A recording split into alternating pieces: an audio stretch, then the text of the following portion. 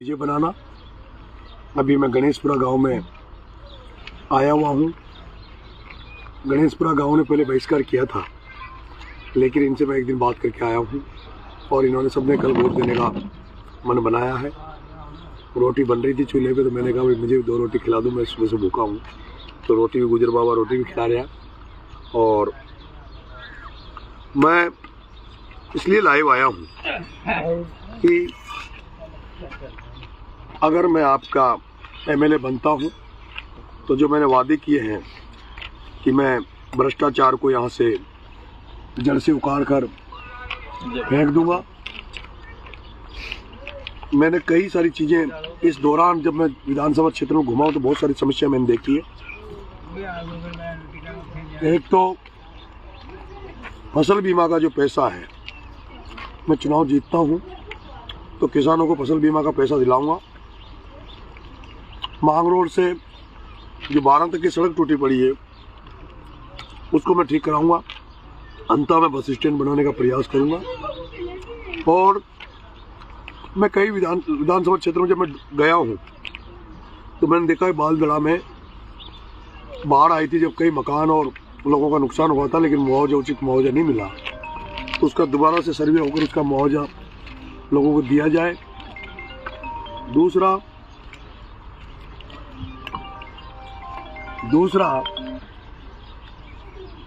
एक मैंने देखा है कि नदी के किनारे जो महल डैम बन रहा है उसमें 50 गांवों की ज़मीनें डूब क्षेत्र में आ रही है। नदी के पहली साइड वालों को तो 11 लाख रुपए मुआवजा दिया जा रहा है और इधर वालों को 5 लाख। तो ये भेदभाव हम नहीं चलने देंगे। अंता में अगर एमएलए बनते हैं तो वो जो इधर के जो 50 गाँव हैं उनके लोगों को भी 11 लाख रुपए दिलवाने के लिए लड़ाई लड़ेंगे। आज हम देखते हैं रोड पे गौ माताएं बेसहारा होकर सड़क पे घूमती रहती है। मैं चाहूँगा कि गौ माता की रक्षा के लिए विधेयक पास हो, विधानसभा में आवाज़ उठाऊंगा जिससे कि गौ माताएं सड़क पे नहीं घूमें, उनकी रक्षा के लिए प्रयास किए जाए और जिससे एक्सीडेंटों से बचा जा सके और किसानों की फसलें भी गौ माताओं से बचाई जा सके। इसके अलावा जो भी समस्या है, जैसे कई गाँवों में ये समस्या है कि क्या नाम से शमशान घाट के रास्ते नहीं है। अभी मैं यहाँ बैठा हूँ गणेशपुरा में, जिसमें भी एक मेन रोड की पुड़िया टूटी हुई है, इनको ठीक कराऊंगा। पीछे रास्ता है वो भी खराब है, उसको ठीक कराएंगे। इसके अलावा मुझे सीएचए के बच्चों ने समर्थन दिया है, तो विधानसभा में सीएचए के बच्चों ने बहुत दिनों तक आंदोलन किया था। उन सीएचए के बच्चों की आवाज़ को बुलंद करूंगा। हमारे आंगनबाड़ी की जो माताएं बहनें हैं उनका जो मानदेय है उनको बहुत कम वेतन मिलता है, क्योंकि वो बहुत मेहनत करती है। आंगनबाड़ी की जितनी भी माता बहनें हैं उनके लिए कम से कम 10,000 का पेमेंट महीने का होना चाहिए, 15,000 होना चाहिए। इसके लिए मैं लड़ाई लड़ूंगा। इसके अलावा जो हमारे कर्मचारी हैं उनका पेंशन का मामला चल रहा है। मैं ओल्ड पेंशन जो थी उसी को लागू करवाने के लिए उनकी कर्मचारियों की लड़ाई नरेश मीणा लड़ेगा। इसके अलावा हर साल जो खाद की किल्लत आती है इसका निपटारा हो। अभी परवन वरहत परियोजना का काम चल रहा है, लेकिन बहुत ही धीमी गति से चल रहा है।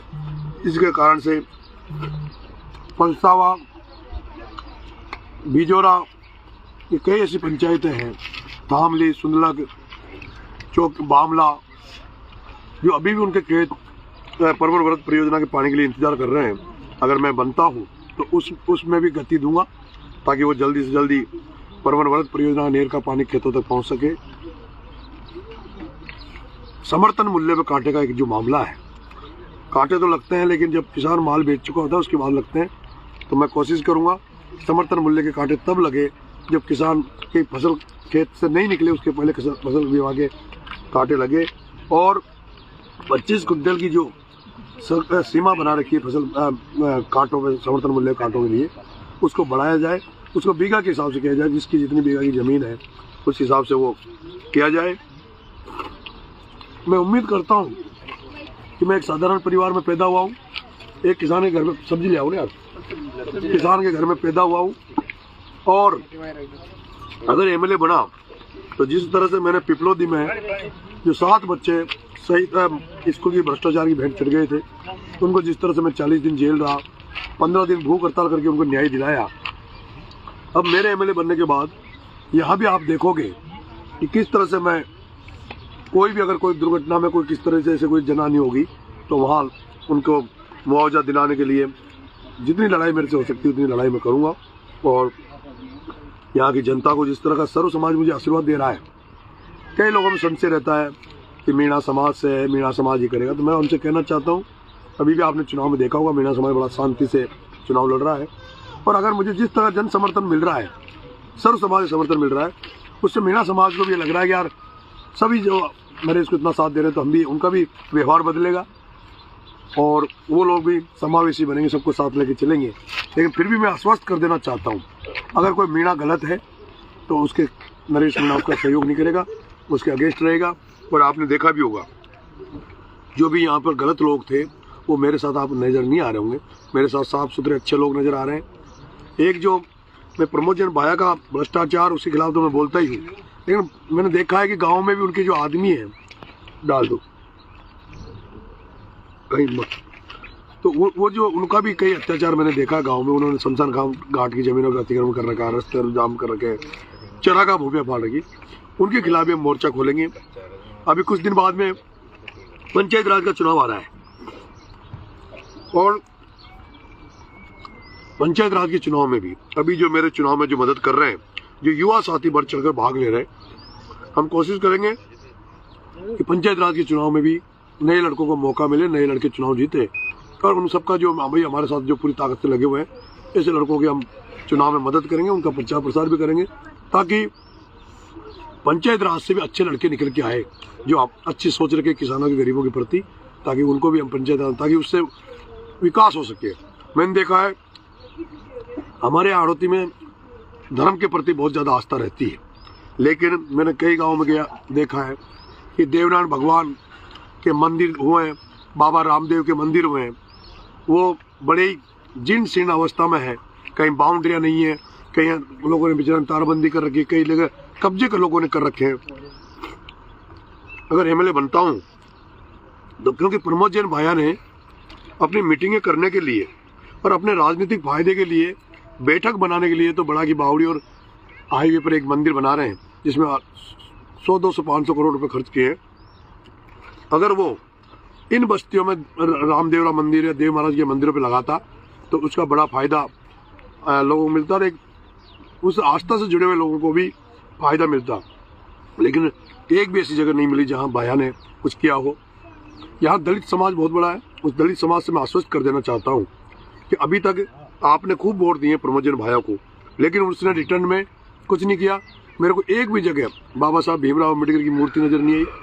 शीशवाड़ी में एक मूर्ति नजर आई बाबा साहब की, वो भी गांव वालों ने लगाई है।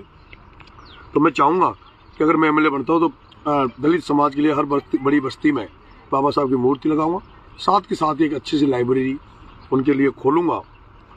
और अब कोई समस्या सी जो इंगित करने में मैं रह गया हूँ, तो मैं जब एमएलए बनने के बाद गाँव पैदल पैदल जाऊँगा, तब प्रत्येक समस्या को लिखकर और पंचायत लोगों के बीच में, जनता के बीच में बैठकर उसका हल करने का प्रयास करूंगा। मैं ये मेरा देखिए, कांग्रेस और बीजेपी इनको आप 70 साल से देखते आ रहे हो, इसलिए इनके चुनाव चिन्ह को तो आप जानते हो, लेकिन मेरा जो चुनाव चिन्ह है उसको बताना बहुत जरूरी है। ये इस तरह से नंबर रहेंगे, इस तरह की वो मशीन रहेगी और मेरा नंबर 9 नंबर पे नरेश मीणा, और 9 नंबर पे ये बटन होगा जिसमें एक किसान है और गन्ना है। ये किसान और गन्ना है और आपको इस तरह से बटन दबाना है। ये अभी बोला, जैसे नीचे आएगा 1, 2, 3, 4, ऐसे 9 नंबर है। ये 9 नंबर पे नरेश मीणा मेरा फोटो लग रहा है जो पोस्टर में है, और गन्ना और किसान ये मेरा चुनाव चिन्ह है। और आपको इस तरह से ये एक बार फिर से 9 नंबर नरेश मीणा, गन्ना और किसान। और जो लोग गाँव में हमारा चुनावी कैंपेन संभाल रहे हैं, उनसे मेरा आग्रह है, आज की रात है, कत्ल की रात है, आप सब इस मशीन को ले जाकर, और ये नहीं कि ऐसे वोट डालना, आप जो माता बहनें बुजुर्ग हैं उनको ये रख के और उनसे आपको बोलना है कि बताओ माँ जी कहाँ वोट दोगी। फिर जब वो वोट सही डाल दे तब आप किसी और को घर घर आज फैल जाओ और घर घर में इस चुनाव चिन्ह को प्रचारित करो। बहुत बहुत धन्यवाद।